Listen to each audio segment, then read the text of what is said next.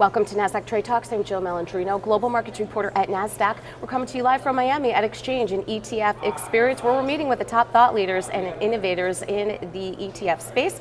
Joining us for this segment, we have Paul Baiocchi, Chief ETF Strategist over SS&C ALPS Advisors, to discuss REITs as companies are starting to call their workers back to the office. Paul, it is great to meet you in person. Likewise. Welcome to Trade Talks. And let's talk about what return to work looks like going forward. Is it going to be full-time, part-time, a little bit of the both? Yeah, I think it's an ongoing process as companies try and balance the need to have people in person to collaborate and the desires of employees to have some sort of flexibility and autonomy and when they choose to go in the office, how they choose to go into the office. And it's really evolved over the course of the past couple of years, whereby I think if you go back in time to 2020, nobody was thinking about a world where people were going to be working from home 100% across the entire employment pool. Maybe you had sales folks who are remote and therefore we're working from home, but I think we've seen some big announcements by some big companies. I mean, Apple came out recently and said 1 day a week in the office. Google came out, said 3 days a week, and then you had Amazon coming out and saying it's up to the individual manager, Microsoft the same, and it's been a range at the top of the cap spectrum, so big companies, and I think that's just an example of how smaller companies might take the lead and try and adapt to this world where we hear a lot about the Great Resignation and people saying, I demand more from my employer and I want an employment situation that fits my personal preferences. And so in that regard, I do think that companies are trying to focus on office space that's strategically located, that has value, amenities, modern build-outs, and draw employees in that way, but at the same time understand that people do have the ability to be very productive at home.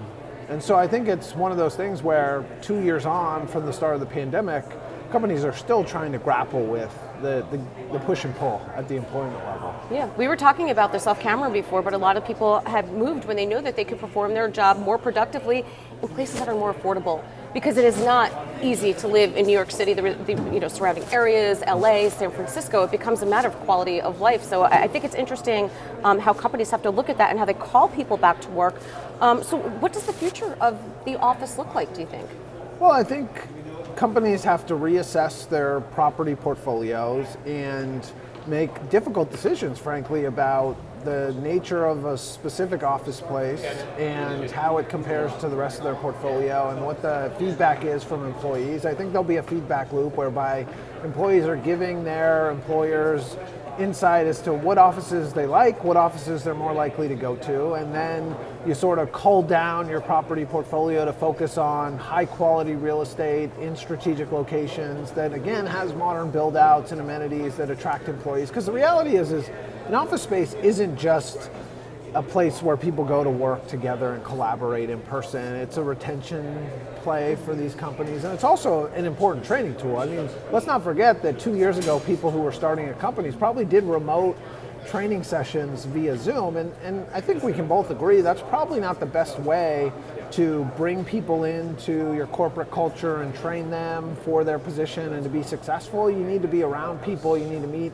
your managers and your counterparts and build the type of culture that makes companies successful. So as office space moves forward into the next 5 and 10 years, I think there's still a need for it, especially at the high level corporate space, but there's also perhaps the balancing act of probably needing more square footage per person than you had in the past, because if you think about more space and spacing employees out more than you had in the past, that means that the same office space that held 200 employees or 300 employees might not be sufficient going forward. How's this going to impact real estate, specifically office?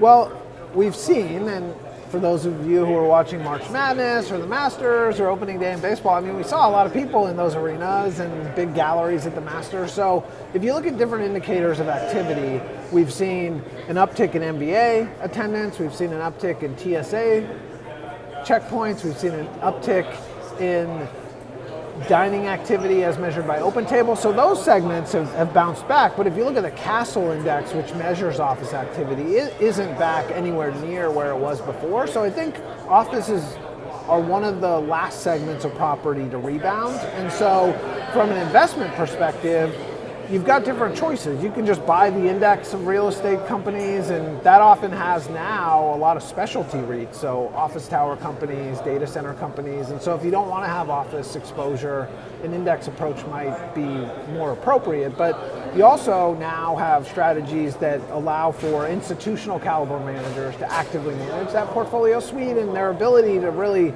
measure and track and evaluate the value of specific property positions in a broader property portfolio can be of real value, because I do think there will be winners and losers in terms of the value of office space in different parts of the country. And at SS&C ALPS, we have REIT, the actively managed REIT strategy.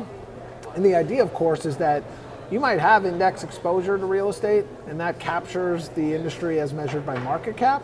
But the reality is within those various segments, they're going to react differently to different economic dynamics, and offices, at least to this point in time, have been one of the last to really respond. And that's so interesting that you break it apart in those two segments, sort of how we're acting socially and how we're approaching going back to the office, which tells you there's a cultural dynamic shift. We still want to go out and be social, but we want to make sure that that balance exists. Let's talk about REITs more holistically. How do they fit in an investor portfolio? What's attractive about them?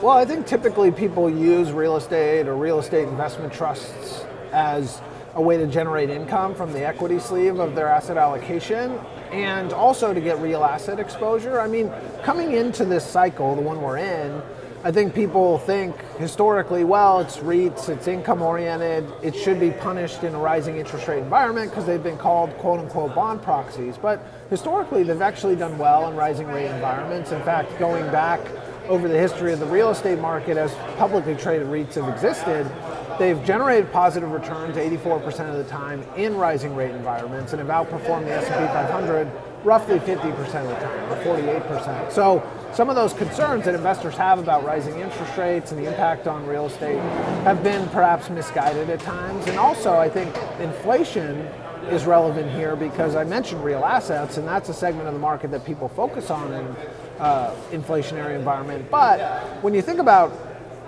a landlord who has lease-based income, and leases tend to be shorter in duration than a mortgage, you have a little more flexibility to increase your lease rates when they're shorter in nature, and therefore reflect an inflationary environment. So you have a little bit more flexibility when inflation is driving costs up, and therefore making it harder to build new properties and giving landlords a little bit more leverage in a lease-based environment.